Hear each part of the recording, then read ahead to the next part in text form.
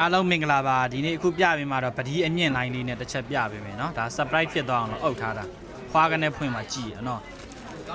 တကယ်ဥမာလှတဲ့ပဒီတွေเนาะအမြင့်လိုင်းတွေပါဗျာเนาะကျွန်တော်တို့ line ပေါ်မှာတကယ်ဗီဒီယိုထဲမှာမြင်နေရတဲ့ပဒီအသားတန်းတွေပေါ့เนาะဒါမြင်ရခဲ့ပါတယ်ဗျာဒီလိုမျိုးတကုံထွက်လာဖို့ဆိုတာတကယ်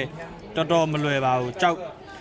တကယ်ပြောပြရမယ်ဆိုတော့ဒါခဲဘယ်နှလုံးခွဲမှထွက်လာမလဲဆိုအနည်းဆုံးပေါ့เนาะဒီမှာတစ်ခုကသူကကြောက်သားမတူဘူးဗျမတူတော့ဒီလိုလက်ပတ်တကုံရဖို့တကယ်ကြောက်ရီကြောက်သားအတဲ့မြင့်နဲ့ခဲတွေအနည်းဆုံးဒါ10လုံးမကခွဲမှဒီလိုမျိုးပတိအလှတကုံထွက်လာတာပါတကယ်ကြည့်ပါเนาะဒါအကုန်လုံးကြောက်စိမ့်နေပါပဲเนาะနားမလဲတဲ့သူတွေအတွက်ရှိခဲ့ရင်ကျွန်တော်ကဒီကနေပြောပြတာပါဒီမဲနေလို့လဲဒါဘာကြီးလဲလို့မမေးပါနဲ့ဒီကောင်လဲကြောက်စိမ့်ဒီအဖြူလဲကြောက်စိမ့်ပါပဲဗျာเนาะအခုဒီမှာရှိနေတဲ့အဝါရောင်ဆိုလဲဒါကြောက်စိမ့်ပတိပါပဲเนาะအကုန်လုံးစိမ့်မရဲလို့ကျွန်တော်တို့ကပတိမဟုတ်ပါဘူးလုံးဝအမြင့်လိုင်းနေပါဗျာเนาะဒီလိုမျိုးတွေစိတ်ဝင်စားတယ်ဆိုရင်လည်းကျွန်တော်စီမှာလာပြီးရှာလို့ရပါတယ်ကျွန်တော်ကတော့အဓိကအပွင့်လုပ်တယ်ဒါပေမဲ့ကျွန်တော်ရဲ့မိတ်ဆွေတွေစီမှာဒီလိုအသားမြင့်တဲ့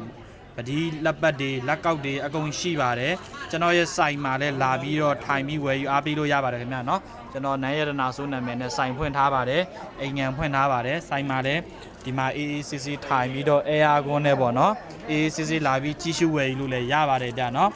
ခင်မင်းနဲ့မိတ်ဆွေတွေစီကနေအ ਨੇ ဆုံးတတတဲ့ဈေးနှုန်းနဲ့ဝယ်ယူရရှိလို့ရအောင်ကျွန်တော်အနေနဲ့ဒါဝယ်ယူပေးလို့ရပါတယ်ဗျာเนาะအထူးမင်္ဂလာပါအားလုံးပဲကျေးဇူးပါဗျာเนาะ